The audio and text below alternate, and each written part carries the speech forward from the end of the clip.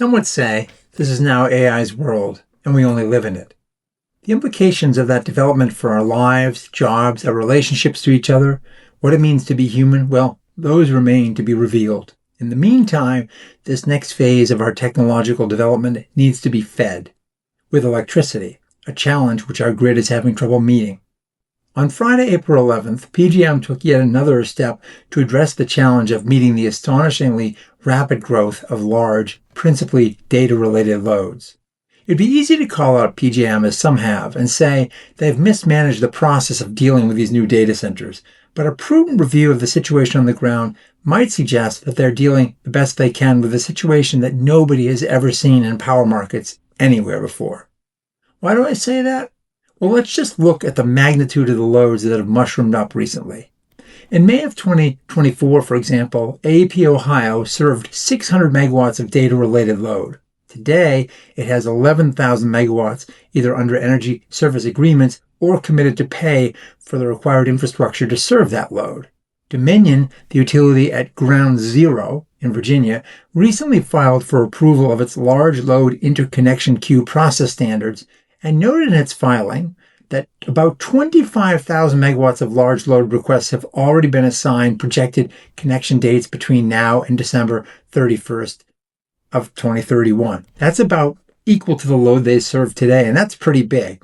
Oh yeah, the utility also noted that as of December 31st of last year, the company is looking at an additional approximately 45,000 megawatts of large load interconnection requests under its queue process.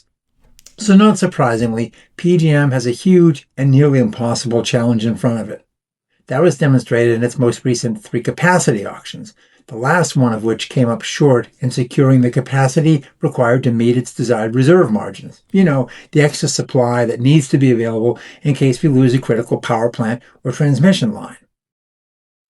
In response to the dilemma, PJM is proposing to hold a one-off procurement process for 14,900 megawatts of new capacity to serve these large loads. With the assistance of consulting firm Charles River Associates, CRA, PJM would facilitate a bilateral contracting process between large loads and supply owners, including demand response providers. The planned process will run from September through next March. If the 14,900 megawatt goal is not met, then PJM would run a second phase in March. The winning suppliers would then be paid through a contract for differences mechanism. Under that approach, they'd get revenue from PJM's normal base capacity auctions, and they'd either be paid more or have to pay back monies to reach their contracted strike price. Simple, right? Resources that are allowed to play include new projects, capacity uprates on existing plants, repower generators that have been reactivated, as well as new demand response and distributed energy resources. The resource must demonstrate an ability to operate by June 1st of 2031, and delayed power plant retirements will be unable to participate.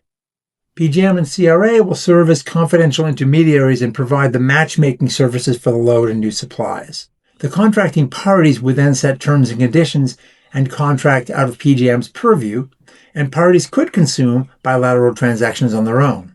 Sounds a little like Frankenstein to me, or at least a new kind of Hail Mary project.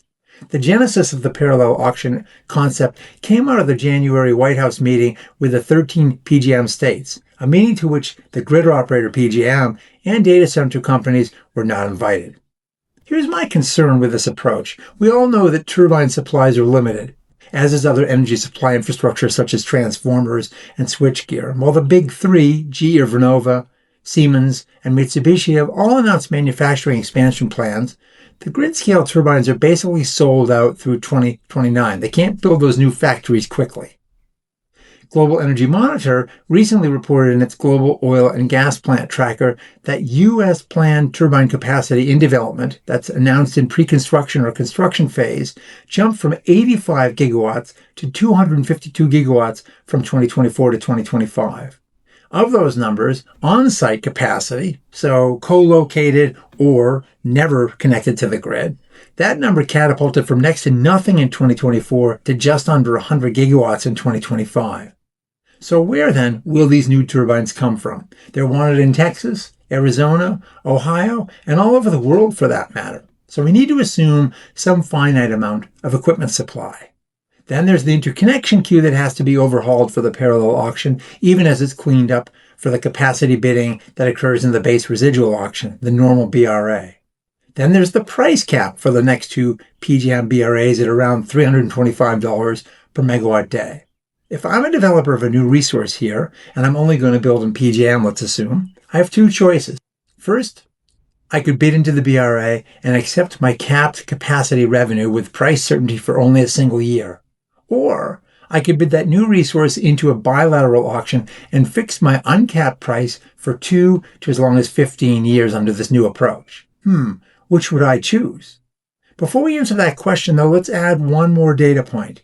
A recent estimate from the CEO of Kumu Energy, whose job is to interconnect data centers to the grid, suggested that at the moment, the value of energizing 1 gigawatt of data center load a year earlier, a single year, is $7 billion. That's over $19 million a day. So let's go back to that question. I have one market that's capped, another with customers likely willing to pay enormous sums to get into the game. So if I'm a developer, where am I going to put my capital? It's kind of like the so-called billionaire's tax. If I mess too much with the incentive structure, global capital gravitates quickly and easily towards higher returns somewhere else. The likely outcome is that little to no capital gets devoted to serving the existing PJM capacity markets. And by the way, if I'm an existing resource, I'm not happy at being locked out of this new and lucrative bilateral opportunity within the same ISO. I don't fault PJM. It's kind of an impossible situation. However, I'm not sure this approach is going to be pulled off very easily without collateral impacts to other parties in PJM. As I said at the outset, though, it might be that it's now AI's world. We only live in and consume and pay for electricity in it. Well, thanks for watching, and we'll see you again soon.